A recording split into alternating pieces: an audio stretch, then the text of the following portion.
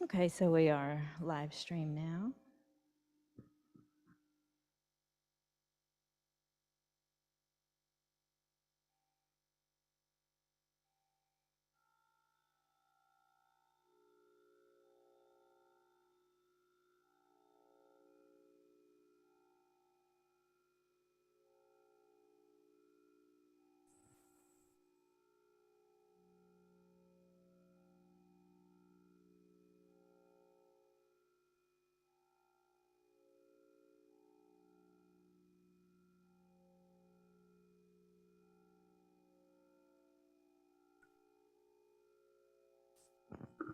So quiet here in the Gampa.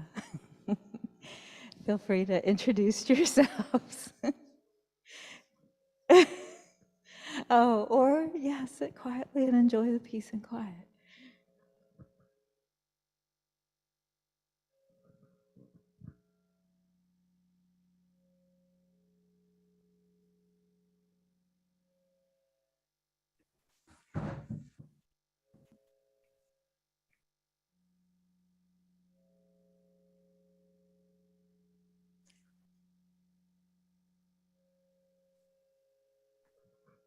And also welcome to everyone who has joined us on YouTube.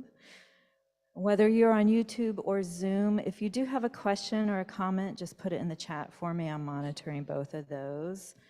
If I don't get to you immediately, then just be patient. We'll get started in just a couple more minutes.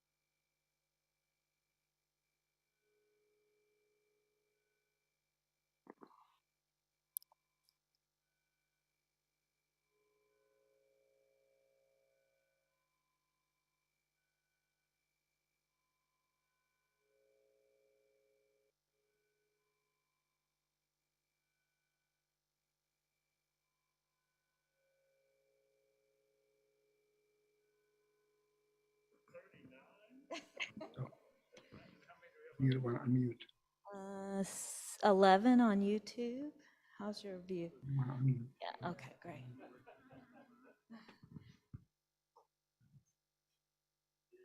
Absolutely.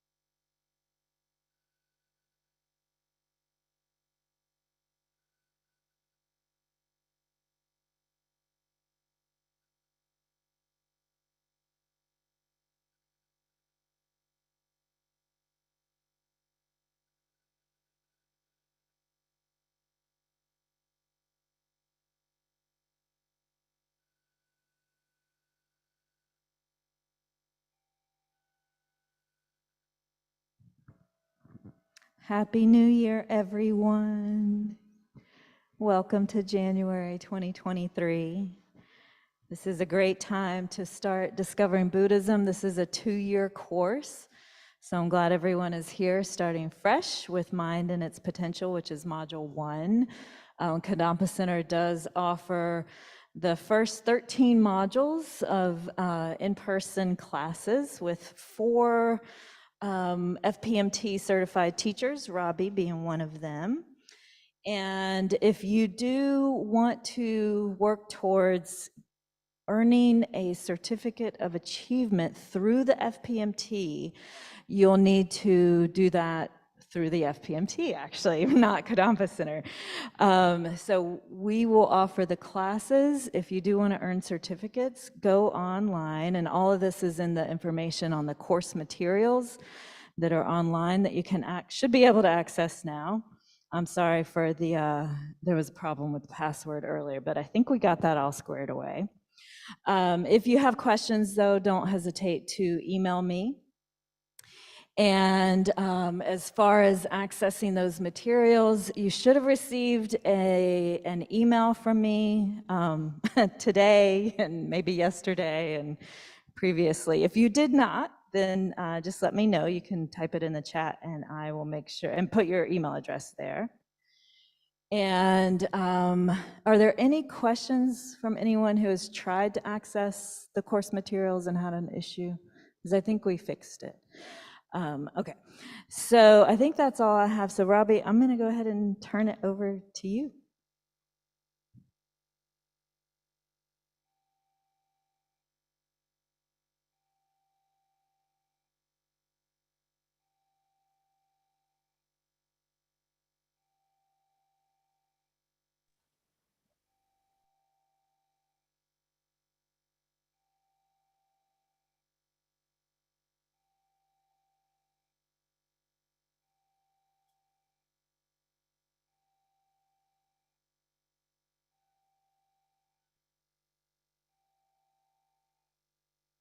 So it's got nothing to do with you.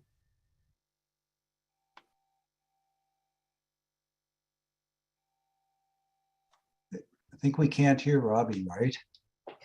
Oh, hold on a minute, Robbie. Can everyone hear on Zoom? No. No. Yes? Now, Yes. you can hear now. We're getting both thumbs up. And No thumbs sound. down. Yes, I can. Yes. Okay. You're good? Well, he has to talk. We can All hear right. you. Okay, sorry, Robbie. Go ahead. We can't hear Robbie. We No. can't hear him. It's still. Can't hear him. No. Chris, is his mic turned on? Cannot hear Robbie. Okay, hang on one sec. Okay. Heard him just briefly. Testing. There you go. You can hear you. Good now. Got it? Got it now? Okay, we got some thumbs up. Okay. Sorry. Okay. Thanks for letting us know. So we'll be here for 5 weeks on Monday evenings. I like to start on time at 7 o'clock. And we'll finish about 8 o'clock. May go a few minutes over sometimes if we have some interesting questions to discuss. Let me just get an idea of who's here. So if the people in Zoom can participate in answering these questions also by just raising your hand. Anybody here for very first time at Kadampa Center? Okay, a number of people, good. Anybody taking their first Discovering Buddhism module? Okay, a lot of people. How many people have taken this module before? So a number of people also. Okay, well, this module is aimed at the people who have never been here before and have never taken Discovering Buddhism modules and have never taken this module before. We're really dealing with the basics in this class. So it may be repetitive for some of you, but hopefully we'll look at them in a new light. I'd just like to promote the whole series of Discovering Buddhism modules, because if you take all of them, you've really got a framework in which you can place and understand everything that goes on at Kadampa Center within that module. It really gives you the framework for the whole enchilada, so to speak. And what we're talking about is Buddhism, the teachings of the Buddha, the historical figure who lived 2,500 years ago. And we're specifically speaking about Tibetan Buddhism, which is the type of Buddhism that's traditionally been practiced in Tibet and has spread out from there. And within Tibetan Buddhism, we're specifically talking about the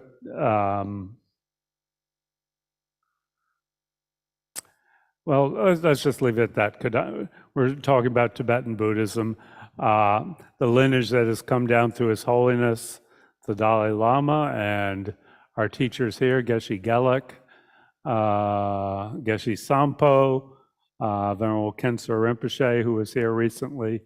We're practicing within that lineage, and we're part of a worldwide organization called the Foundation for the Preservation of the Mahayana Tradition, which is a mouthful, and we abbreviate it to FPMT. It's there are about 150 centers in that tradition around the world. So that's kind of what we're part of, and we're going to shortly be looking at a video that the FPMT produced. They produced one for each module in Discovering Buddhism, and talking amongst us, we thought some of them were not particularly interesting, but we are going to start with the one tonight because it gives you a sense of the big picture and what the FPMT is about. But anyway, this is a basic class, mind and its potential. There's nothing, you could say there's almost nothing religious in this module, okay? It's about looking at your own mind, which is really what all of Buddhism is about. In fact, His Holiness the Dalai Lama refers to Buddhism as a mind science, okay? Whether it's actually a religion is up for debate. There's no God, there's no all-powerful being who created us or controls the world in Tibetan Buddhism. It's a non-theistic philosophy or mind science. So particularly in this module, if we're going to be studying Tibetan mind science, we need to know what we're talking about when we talk about the mind, okay? So we're equipped with everything we need for this class. All you need is to bring your mind, and everybody's got one or you wouldn't be here. And we'll just be looking at our mind, trying to characterize it, trying to see how it works. We'll get an introduction to meditation. There'll be some time most weeks for questions, maybe not tonight since there's a lot of introductory material, but we're going to start with the beginning. What is our mind? How does it work?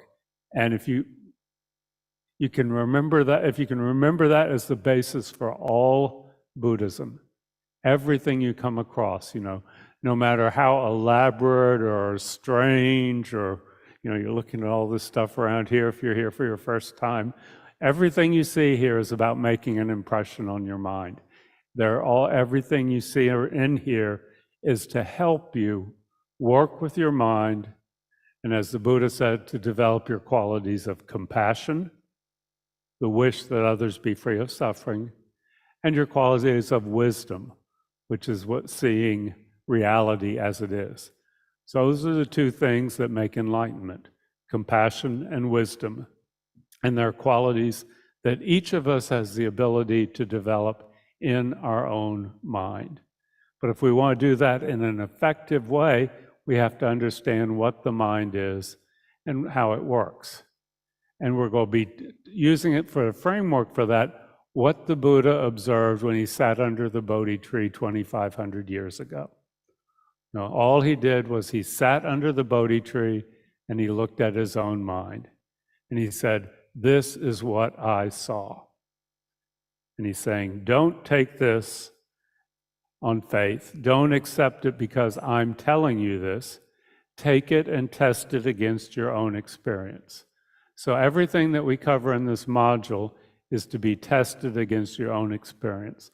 Look at it as you're going about your activities, as you sit in meditation, as you read the text, okay? take it and test it against your own experience. If it jives with your experience, then keep that. If it doesn't or it seems wrong, just set it aside. There's no reason you have to take any of this on faith. Okay, but it's just about looking at your own mind. So let's go with the video. Everyone's laughing in the Kadampa because videos always are a challenge. But Chris and I tried it earlier, so it should work just fine, right, Chris?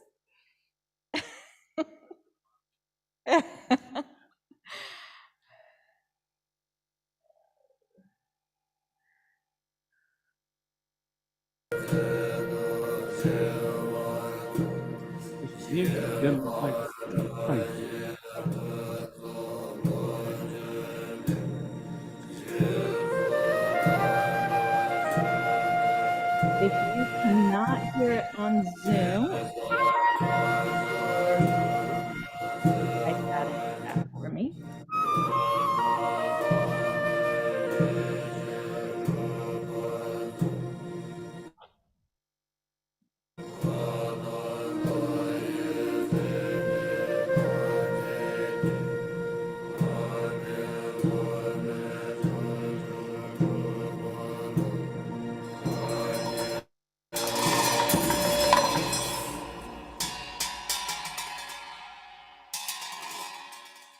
Hello.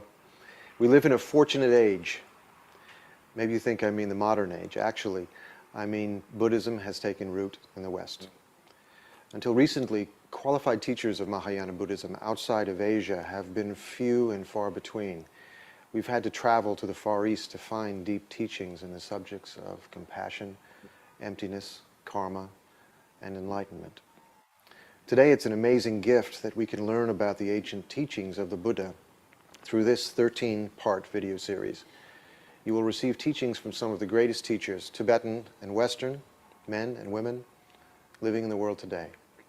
You will hear personal interviews with Buddhist practitioners who share their experiences of putting the teachings into practice. You will have the opportunity to gain some understanding of Buddhism and learn skills that you can use to make your life most meaningful.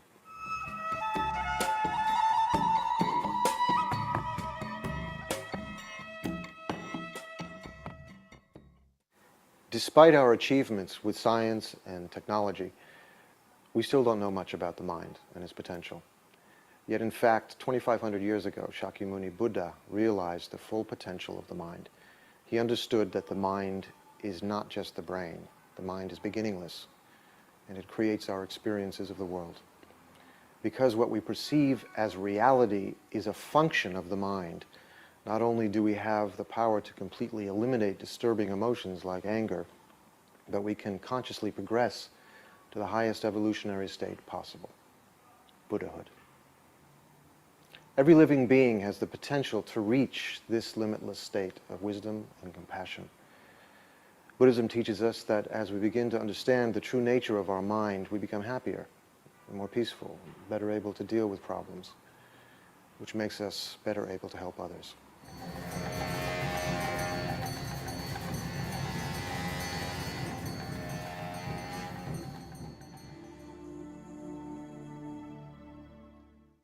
In this 13-part series of Discovering Buddhism videos, you are about to embark on the study of Mahayana Buddhism. Now, in the practice of Mahayana Buddhism, the concept of motivation is extremely important. For example, if someone were to give you a gift with an ulterior motive, say to receive something in return, then that wouldn't feel like such a positive action. But if someone gives you a gift just for the sheer pleasure of seeing the happiness on your face when you receive it, that feels like a very positive thing to do.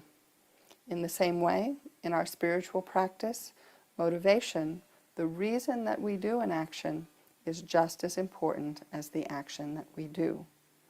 Therefore, at the beginning of each of these teachings in this series, we are going to generate a positive motivation, a Mahayana motivation, that focuses not so much on our own well-being, but instead emphasizes generating the wish to be able to benefit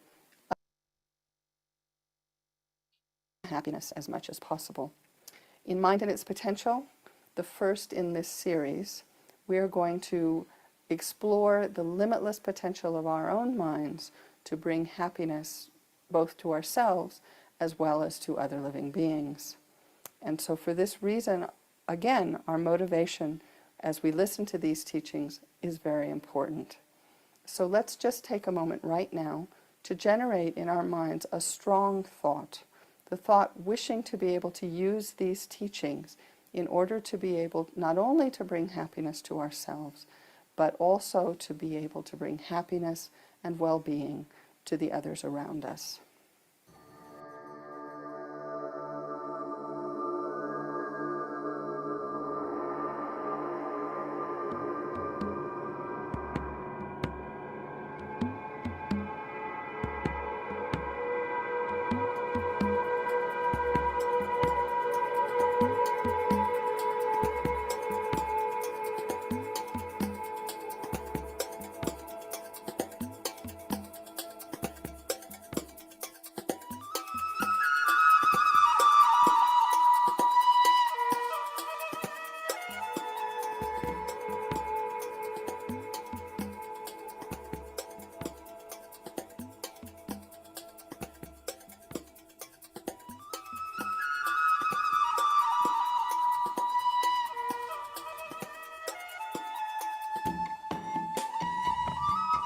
So, okay, mind.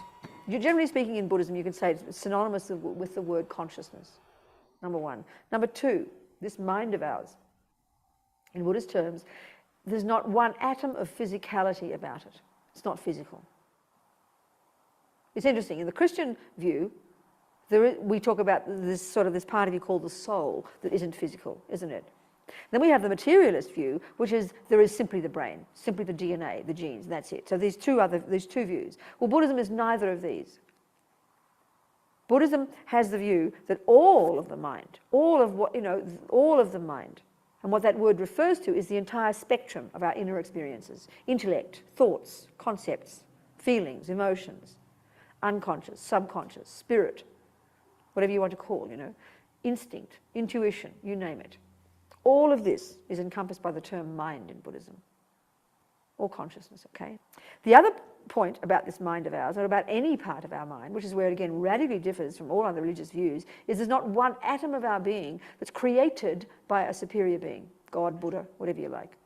Nothing, not possible. Buddha says it's just not on. It's just his view, from his own experience has discovered this to be the truth. And the other interesting point, which is where it differs radically again from all the Western psychological views, is there's not one atom of our mind, our personality, our thoughts, our feelings, our emotions, that's created by mum and dad. I mean, big surprise. We have to stop blaming them, okay? There's no part of our mind that comes from our mother and father. Clearly the body does. Thank you, mother and father. They provide us with an egg and sperm, which is the basis of this body. How fortunate we are. So, in Buddhist terms, your mind isn't physical. Doesn't come from mum and dad, doesn't come from God or Buddha or any other superior being. Clearly, it can't come from nothing. We all know that anything you point to in this universe has a continuity. This thing here comes from metal and plastic and goes back and back. This cup, the same. The flowers, everything has a continuity. Suddenly, there's one moment nothing and then one moment a flower. We all know that's absurd. So clearly, with the mind, it's not possible. Same thing. So mind or consciousness, not physical. Comes from a previous moments of itself. It's like a river of mental moments. Mental continuum, they call it, This whole idea of mind being beginningless. Because if you follow this concept through now, intellectually, conceptually, you can't find any conclusion other than the fact that the mind has to be beginningless. Because this process of cause and effect, chicken and egg. How can you have a first chicken? Okay, Christians and Muslims and all the most religions point to God as the source. Where do I come from? From God. Buddha says no. You come from previous moments of your own consciousness. So if you trace it back and you think, well, maybe it began 32 years ago. Maybe it began 52 lives ago. Any given moment you say maybe it began then, you have to say there was a moment of mind existing. So if it existed then, it has to have come from a previous moment, doesn't it? Conclusion, your consciousness is beginningless. This is the Buddhist idea. Okay, the other point that's so crucial is this idea of Buddha nature. What does this mean, Because the big question, we all have these questions. We say, who am I, What is my purpose? Why am I here? Okay, Buddha says the answer to those questions is to be a Buddha. What's Buddha? Buddha is Sanskrit. It means fully awake. And actually, all it's referring to, is the state, is the fully developed consciousness, mind, beyond which it can't be developed further. What Buddha means is a mind, a being, a consciousness that's fully developed in all, simply speaking, in all what we call the positive qualities, and absolutely free of the negative ones. So simple. There's a simple way of saying. And what Buddha is saying is that is who we really are. We all possess, the term they use is we all possess Buddha nature. Well, the simple way of saying this is this, that it's like, let's use the analogy of an acorn. Mummy, what's that, Oh, well, darling, that's an acorn. What's an acorn, Mummy? Well, then she points to the oak tree. Well, that will become that. Oh, how interesting, So then when you mightn't say, what's the nature of an acorn? You might just say, what is it? When you see an acorn, what you're really seeing is a potential oak tree, isn't it? You're not it's a cute little brown thing. Sure, you could use it for this and that, and you could use it for jewelry, you could use it as a weapon if you like, but kind of how dumb. What it really is, isn't it? You see, what its true nature is, we don't use those words, but you listen to it. What it really is a potential oak tree. So how foolish not to develop into an oak tree. How ridiculous, isn't it? Well, that's what Buddha's saying. Mind, consciousness, which is indestructible, which is not created, its true nature, what it really is a potential Buddha, a fully developed mind. It's not as if we have a choice about it. You have an option. It's not as if some people like Mother Teresa are born to be Buddhas, kind of like potluck. Not like that. No, by definition, an acorn is something that if you give it all the appropriate conditions, will become an oak tree. It's not as if you can turn it into an apple tree if you want to. How stupid. So this is the attitude we have to slowly develop about ourselves. What's kind of interesting now is because we don't really know who we really are, Buddha says. We identify with this little kind of brown, undeveloped thing. Well, I'm this, I'm that, I'm lazy, I'm fat, I'm human, I'm female, I'm no good, I'm special, I'm delicious, I'm ugly, I'm beautiful, you name it. We're kind of defining ourselves by this little brown thing. How boring, how stupid, how short tunnel vision, A Buddha, which is your true nature, which is what your oak tree is, when you're fully developed, you'll have the fully developed two wings. Infinite empathy with all living beings, beyond which, totally developed, beyond which you can't develop it further. And this empathy would be such as if they were all you. There's no separation. Huge empathy, huge wish, spontaneous wish to benefit each one perfectly. Second, you'd have fully developed wisdom wing, which literally in Buddhist terms is called omniscience. And my mum thought this was very arrogant. Only God is omniscient. But Buddha says, every living being, if you possess mind, your mind has the potential to know everything. So this is just something totally natural, Buddha says, that our mind has the capacity to literally know everything. And when we have fully removed all the pollution from the mind, all the delusions, then our mind will be in sync with reality, quite literally. Buddha says we're way out of sync with reality right now because of all the pollution in the mind. So we'll be fully developed, we'll be omniscient.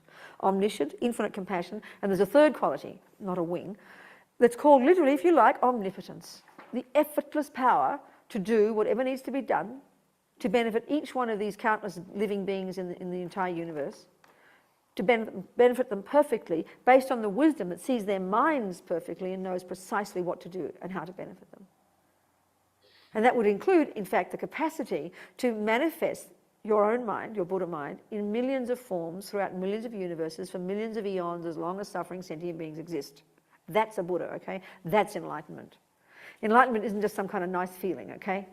It's a little bit more than that. This is enlightenment. And Buddha says that's your true nature. That's who you can become. That simply is naturally who you really are. You're not it yet, but this whole idea of once you really appreciate what an acorn really is, you will treat it with such respect. And this is the attitude we have to develop about ourselves. It's hugely inspiring, actually, which is why it's so important to hear this very first.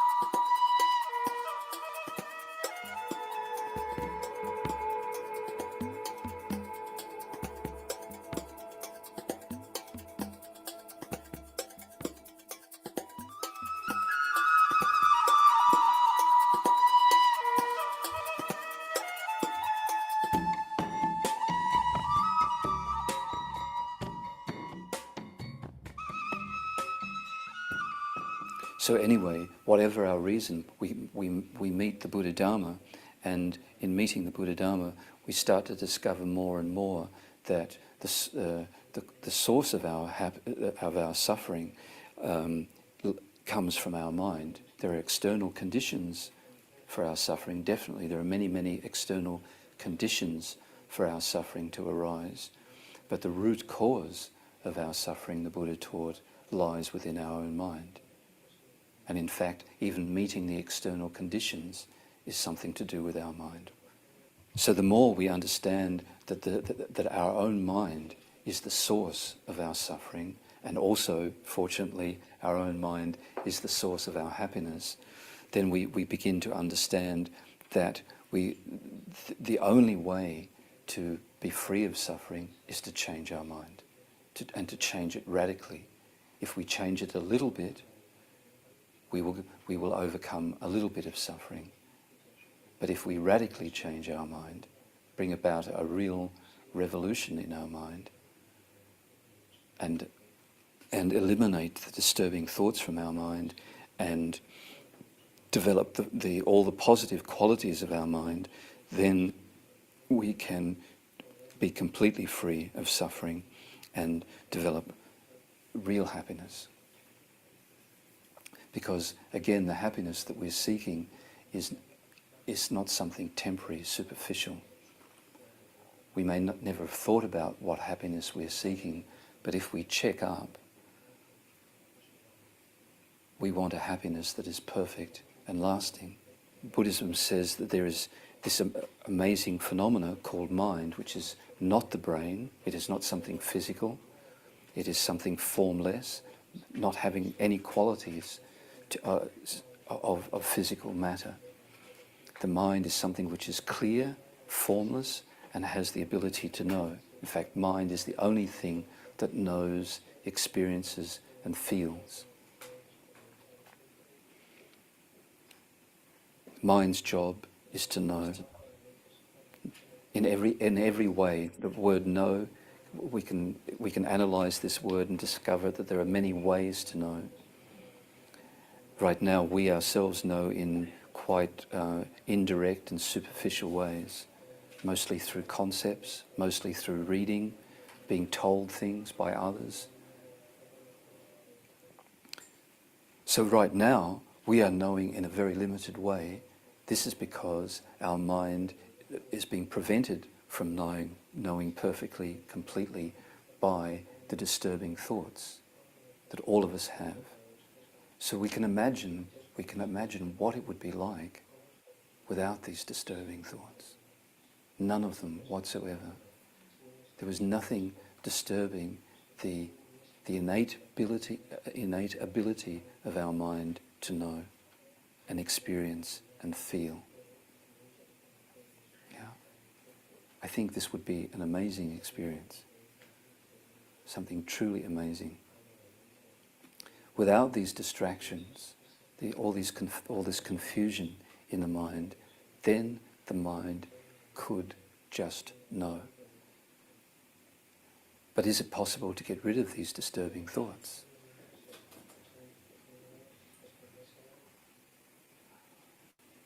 So this is also a very big question. This is what the whole Buddha Dharma is about. But also, maybe we can get some feeling that it is possible, because also, when we meditate, or try to meditate, if by placing our mind on an object, such as the breath, although we're not able to keep our mind on the breath for a long time, perfectly, totally experience 100% the breath, become union oneness with the breath, still, by putting some effort in doing that, what happens? We all experience, if we try and do it for some time, that our disturbing thoughts, the agitation in our mind, does reduce. Yes? Hopefully we've all had that experience at least one time, and at least for a short time, that the disturbing thoughts They don't go away completely, but at least they decline.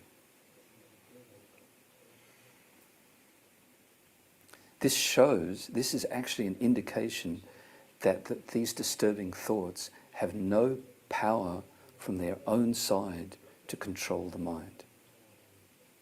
And that, maybe I can do my great demonstration. Sorry.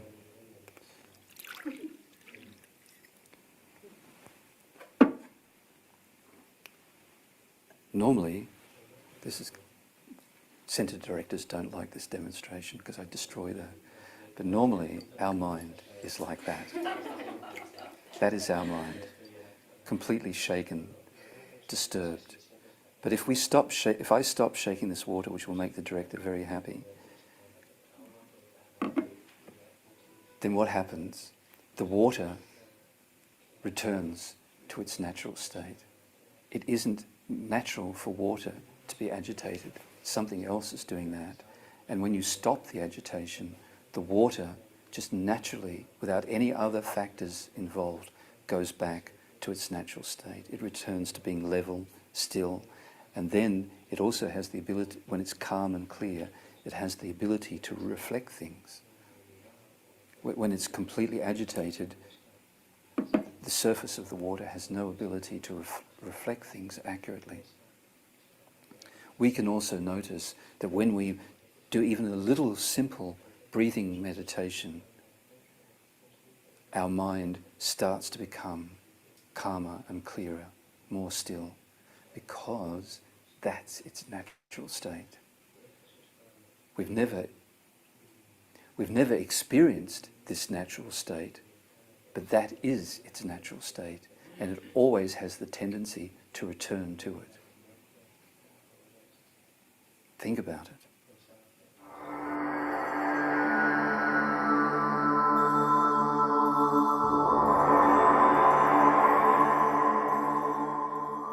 Understanding the true nature of the mind has helped me gradually over a period of, I'd say, about 3 years of just sort of letting that filter down.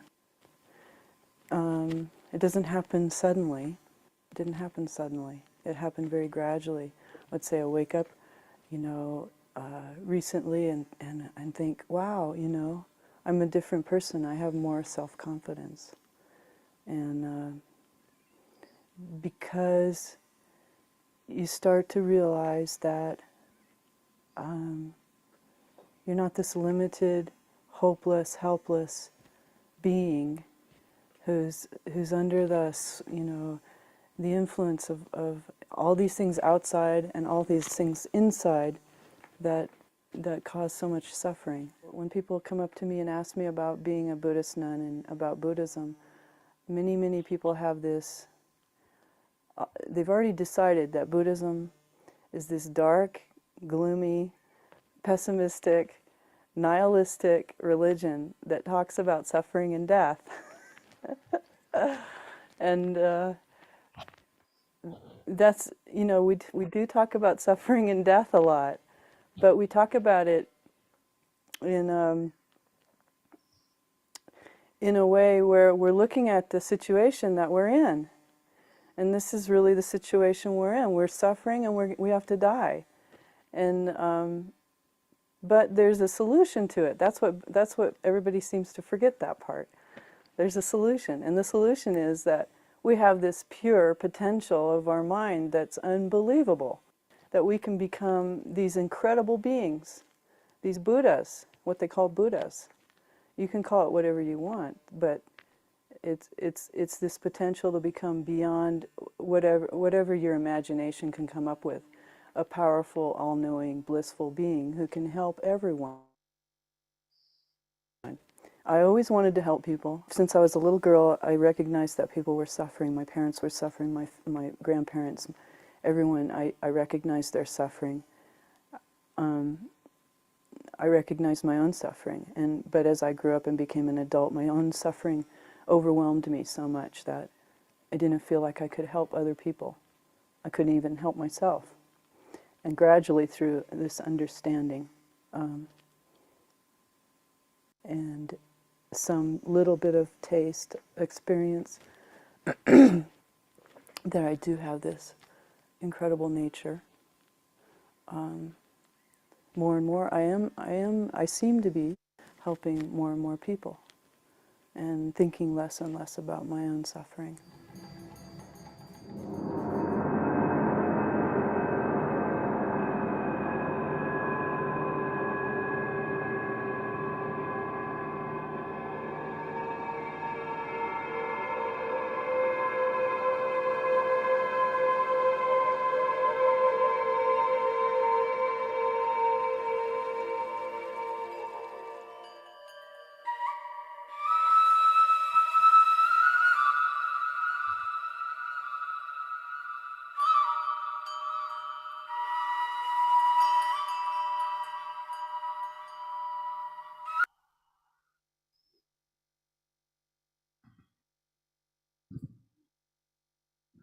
Okay, if you can bring the lights back up, please.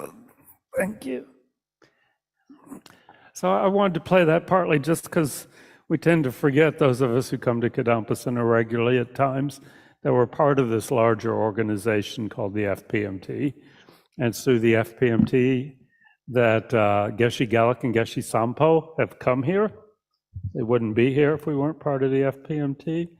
And many of the people that were in that video have actually been at Kadampa Center and given teachings here. So it really is a tremendous resource. They don't support us financially, we're on our own financially, but they do give us access to wonderful teachers, and many of whom we saw in that video. So we're going to be looking at the mind and its potential for the next, for 5 weeks. And we can do that in many ways. We can do that by reading and studying. That's the first way we can do it, listening to teachings. We can do it by contemplation, by thinking about this topic as we're going about our life over the next week.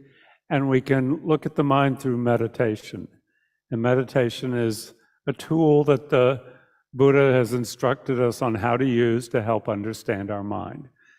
Meditation is found in many religious traditions and spiritual traditions, but it's kind of a specialty of Buddhist. Meditation is very important. Who here has never done any meditation? Anybody? It's fine if you say no.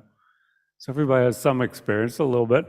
I'm going to be giving the party line on Buddhist meditation.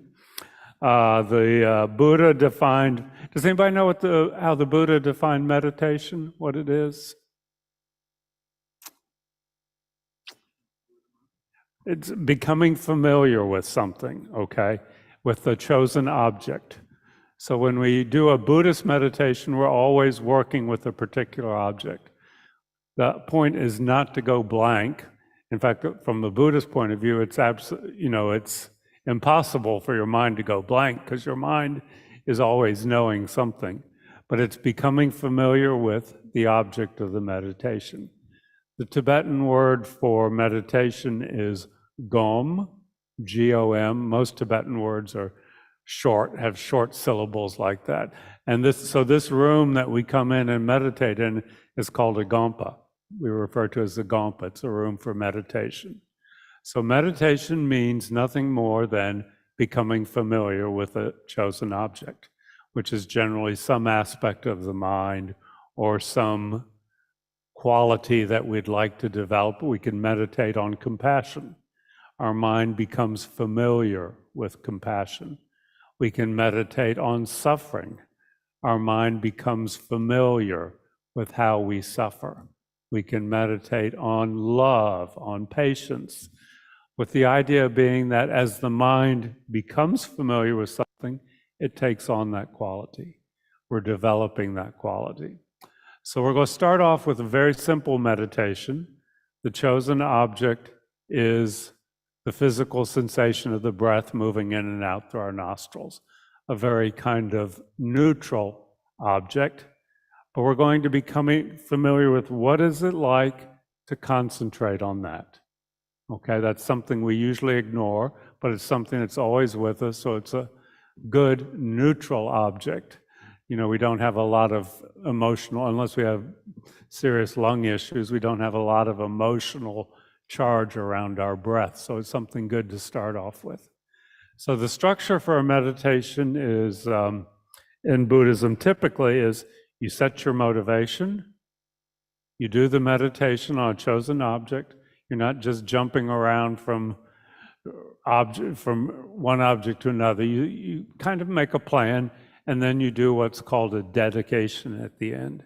And the dedication is acknowledging that you've done something positive, giving yourself a little pat on the back.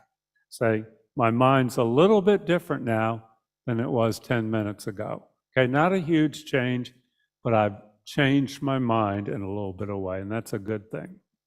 Okay, so the first thing we need to start off with is the posture. And I think a lot of people are familiar with it. There's nothing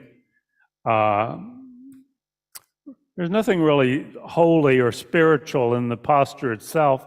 It's just one that's advantageous for maintaining our meditation. And the point is to set a posture that's stable and self-sustaining, so we don't have to pay attention to it while we're doing the meditation, so it doesn't become a distraction. The point is not to torture ourselves or make ourselves uncomfortable or give ourselves achy muscles. And we can achieve an effective posture sitting in a chair or sitting on a cushion. And I'll describe how we go about that on both. But one of the points of the posture is to develop a kind of, not slumping, not tense, not tilted one way or the other, a kind of open posture, because when we get into certain slightly more advanced teachings, we talk about how there are energy channels in front of the spinal column that they refer to them as winds move on, and our consciousness rides on those winds. And that's not at all what we'll be talking about in this module, but that's kind of the philosophy behind a lot of the posture, okay? So the first thing is to check your back. Sit a little bit straighter than you normally do. It doesn't have to be rigid, but it's said to be a regal or monarch-like posture, a little bit straighter than you normally sit. And your head is not tilted to one side or the other, maybe just a couple degrees in front of the vertical, but not down on your chest. Your eyes can either be lightly closed, not tensed, or not tightly closed, or it's said to be even better, though this is not what I typically do. It can be open just a little bit, so just a little bit of light comes in to stimulate your retina without visualizing specific objects. That's if you have a problem with drowsiness or tend to fall asleep during your meditation. That's said to be good for that. Your mouth is lightly closed, not tense, but lips lightly touching, and your tongue is on the roof of your mouth, just behind your upper teeth.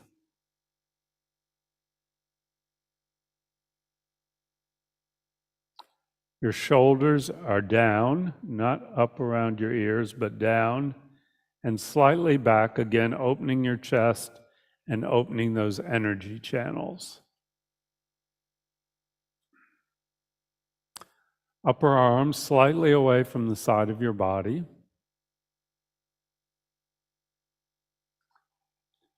And hands can either be on each knee, or what's typically taught in the Tibetan tradition is right hand on left, thumbs touching slightly below the navel. That symbolizes the union of wisdom and compassion that we talked about and that they mentioned in the video. That is the essence of enlightenment. If we're sitting in a chair, we're not leaning back, but we're sitting straight in the chair. Our feet are flat on the floor. And if you want to put a cushion underneath, that's fine. If you're sitting on a cushion, sit towards the front third, not back on the cushion, but towards the front so your pelvis opens up. Your knees are down, and don't force them beyond what they feel comfortable with. But as you do more meditation practice, the hip joints do tend to open up. And either you can cross your legs, you can do full lotus, half lotus, or just put, like I'm sitting here, you can't see it, but my right foot is on the floor in front of my left foot, sometimes referred to as a tailor position. So that's the posture. And again, if you feel an area that's uncomfortable or irritating, address that now so it doesn't become a distraction during the meditation. But the point of the posture is that it's stable. Once established, it pretty much maintains itself and is not distracting during the meditation that follows.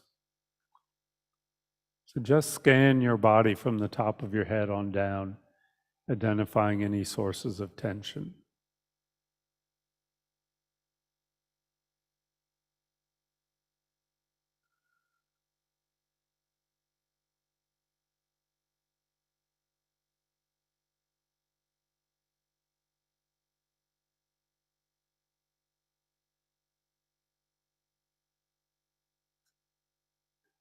Okay, so now to begin to enter into our meditative state, which is nothing more than becoming a little bit more concentrated, a little bit less distracted. It's not any kind of mystical thing, it's just turning inward a little bit.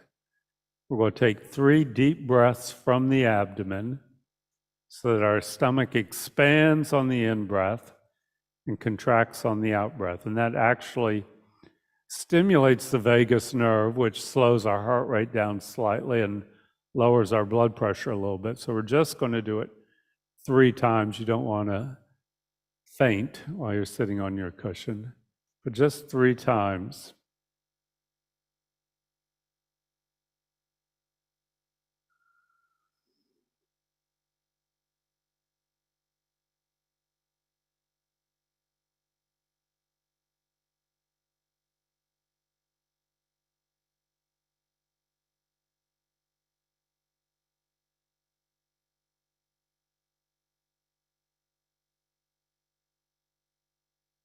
Now we allow our breathing to return to its normal pattern. And we begin by setting our motivation, becoming clear about our reason for doing this meditation. Chris, we're getting a lot of noise from this unit. Is it? Yeah, hold on just a second. Don't go anywhere.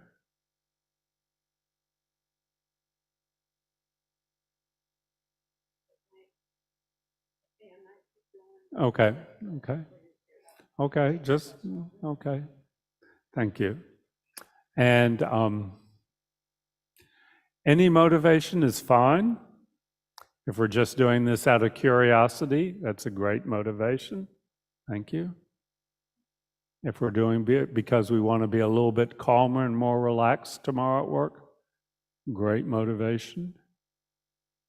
If we want to be of more help to our family and friends, or if we want to work on a specific problem that we're having, that's great.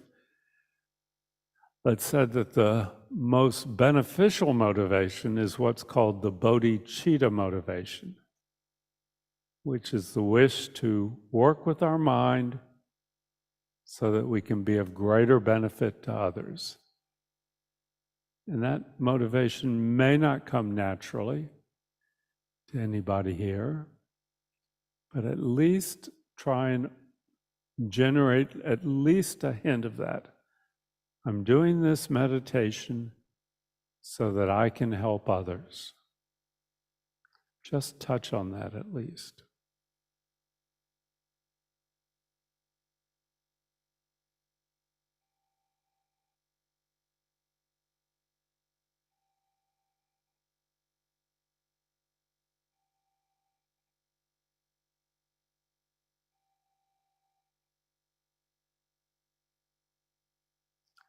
And having set our motivation, we'll now begin the actual meditation, which is placing our mind, our consciousness, on the physical sensation of breath moving in and out through our nostrils. Just the physical sensation of the air moving in and out. We place our mind on that. Nothing more, nothing less than that. Direct knowledge of the breath moving in and out.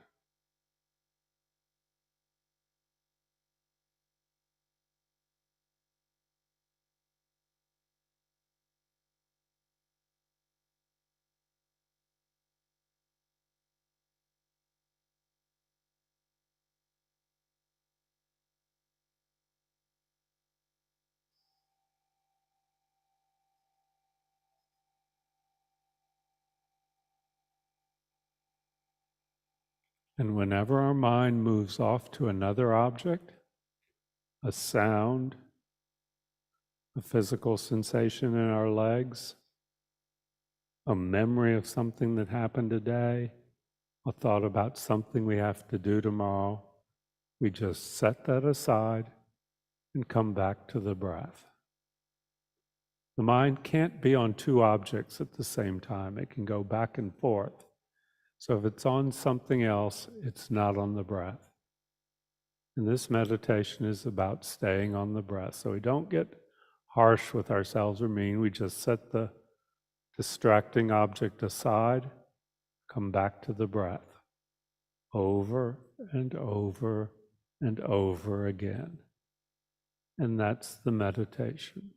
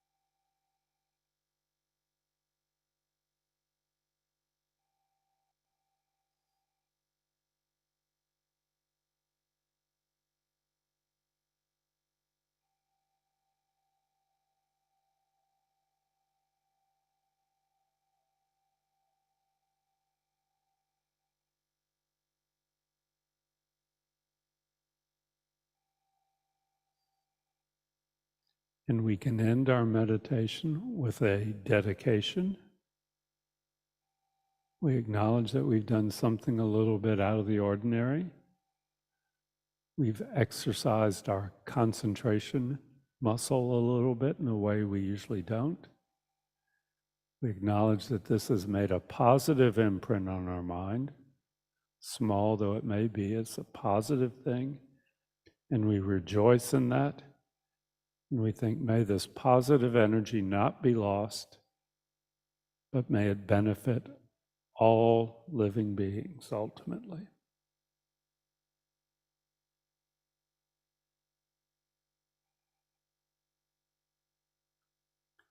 And you can relax your concentration. So that's a very simple, but not necessarily easy meditation. The mind is becoming familiar with staying on one object, the breath. That's not something that we normally do, but it's a useful skill. So we're becoming familiar with what it's like to keep our mind on a chosen object. So there will be homework in this class. Linda's going to put it up online. First thing is to begin the readings. And the readings don't parallel what I'll be talking about here in the sessions. They're kind of more additional material, so don't be upset if they don't parallel exactly what I've been talking about here. So the first one is to read pages 4 through 9 by the Dalai Lama. Next one is very important. You need to choose your meditation space and time. And this, if you don't have a meditation room or a meditation corner at home, this may take a little bit of work. You may have to negotiate with family members. Say that I'm going to take 10 minutes every day for myself. Negotiate with pets. They can be a real distraction if you have pets in the household. Look at your schedule and be realistic about when you can do it. A lot of people like morning. A lot of people don't have time in the morning. They do it in the evening. Okay, but really, and it should be a space that is yours where you can be quiet and private for 10 minutes. And everybody in the house with you knows that. So set up your space. And I want you to sit in meditation 6 days this week for 10 minutes. Begin by setting a motivation, then place your concentration on the breath, and then do a dedication, just like we did tonight, but a little bit longer since we're running out of time. So the study is reading the readings. The meditation is meditating on the breath, and the contemplation is to come up with words that you would use to describe the mind. Okay, how would you describe the mind? And be very specific. And we'll talk about that next week. I'll give you a little preview. Describe the mind and what it does, okay? And most of this was in what we've already seen. There are 3 main characteristics of the mind, according to the Buddha. First, it's completely non-physical. Second, it's without beginning and without end. Third, its nature is clear, okay, or pure or uncontaminated, its ultimate nature. So these are 3 qualities of the mind that the Buddha described. And I'll be using the words mind and consciousness interchangeably, so either one of those. And then its function is to know or to perceive. The mind perceives, it knows, it is aware of things, okay? It interacts with things. Everything that occurs in our mind, every thought, every emotion, every memory is a perception or is a knowing, okay, or is an awareness. And a lot of what we know or perceive or are aware of, we're not real happy about. But the good thing is the Buddha said those aren't the ultimate nature of the mind. The ultimate nature of the mind is that it's clear. So that'll be the main subject next week, to talk about the nature of the mind, the qualities that the mind possesses and what it does, and what that implies for our spiritual path. So we'll be back here next week, and thank you, everyone, and Happy New Year. Thank you, Rob. And thank you to Linda and Chris for doing a lot of work behind the scenes. And I'm going to stay and go through the how to access the course materials online. Okay. So if anyone wants to stay in the Kadampa or online, whether you are on YouTube or Zoom, feel free to stay, and I'll just do that real quick. Okay. And the But if you homework need to will go, yeah. won't be up before tomorrow. Yeah. I'll probably post it. Yeah, because tonight. I have to send it to you. Yeah. Thank you. Yes, Robbie.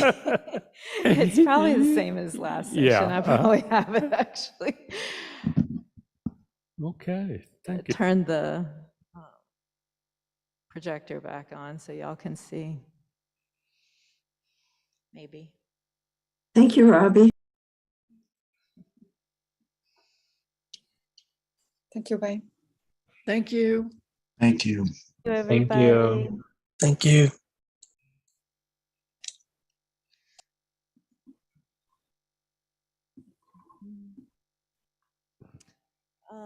57 on Zoom. A lot on Zoom. Yeah. Absolutely.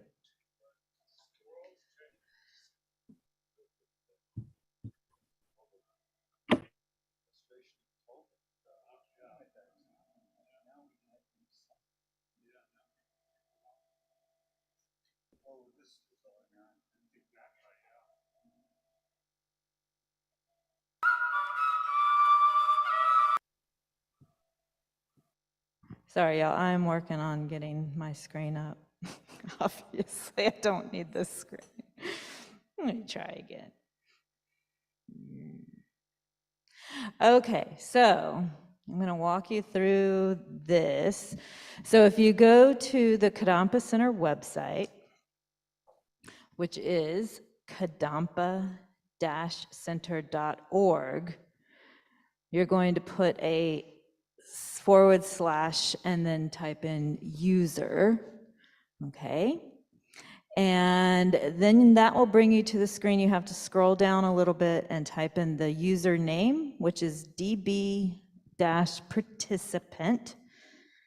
And if you have registered for Discovering Buddhism, you should get an email from me. And if not, let me know what your email is. Or go on and register on site. Okay, and then the password that you're going to use, I'm not going to say it because it's only for enrolled Discovering Buddhism students, but it will be in the email, okay? Yeah, exactly. Correct. Absolutely. So I'm typing in the password. Let me make sure I remember it. Oh, yeah. Okay. Thank you, Robbie.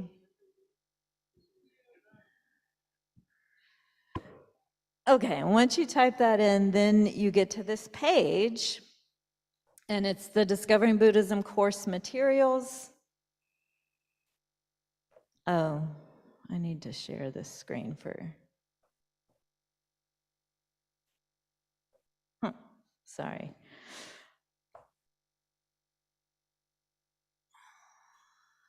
Hang on, I need to share my screen for folks on Zoom. I mean on YouTube.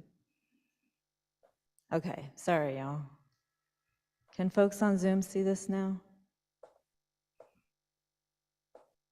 Hope so. If Yes, we can see it. Okay, Yes, good. yes, Thank you. Sorry, I had not shared it earlier. Okay, and then voila, you've got this Discovering Buddhism course materials for this 2-year session. And this is where I will post everything. So we'll start here with Mind and Its Potential. Right now, I have the information page here. And then the homework will be posted here. This link isn't live because I haven't posted it yet. And then all the readings are here. And for Mind and Its Potential, you can just click here, but they're also in this information page. The Wish Fulfilling Golden Sun is broken down into 4 parts. But if you click on the information page here, and it looks very fuzzy in here, sorry y'all. But it has the instructor, there's a way to contact me, program.db@kadampa-center.org. And it has, you can attend in person. Thank you guys for being here tonight. You can register to participate on Zoom, which all the Zoomers were doing, and YouTubers here. The class is here. Oh, and if you miss a class, these are recorded, so you can simply go to our YouTube page, and it's called Media Kadampa Center, and you can find recordings of the Discovering Buddhism class. And unless I had forgotten to, I will try to date those classes so you can find it by date. So hopefully I won't forget to do that. And then the online readings are here, the books are here. I think Robbie may have mentioned we do everything here for free. So if you want to donate for class, you can donate online. We also have a little box outside the Gampa door. And then lastly, what I wanted to cover is if you want to try to earn your certificate through the FPMT, you can earn a certificate of achievement for each module, and you have to do that online through the FPMT. So this part on the second page here explains how to do that. So basically you're going to do that through the FPMT, not through Kadampa Center. And if you are going to do that, go ahead and pull that up, sooner rather than later, because they do have like a form that you can access to kind of keep track of everything that you're supposed to submit to them later. And if you get certificates for all 13 modules, you can earn a Discovering Buddhism certificate, which would then enable you to be able to teach Discovering Buddhism like Robbie and our other Discovering Buddhism teachers. There is a 14th module, and this one, it does not involve a class, but it involves a lot of practices. And so if you do want to complete all 14, not just the 13, but the 14th module as well, you would need to start that sooner rather than later. There's a lot of mantras and prostrations and other practices, retreats and things like that. And all that information is on the FPMT website, and you can find out a little bit more about how to access that here. Scrolling back up, the online readings, what Robbie was talking about being in homework, it says Discovering Buddhism at Home, subject area 1, which is right here. So once you click on that, that will take you to this FPMT document. I think he said pages 4 through 9 or something like that. And so that's this first text here, What is the Mind, by His Holiness the Dalai Lama. So hopefully that helped. And if you do have problems, just email me at program.db@kadampa-center.org.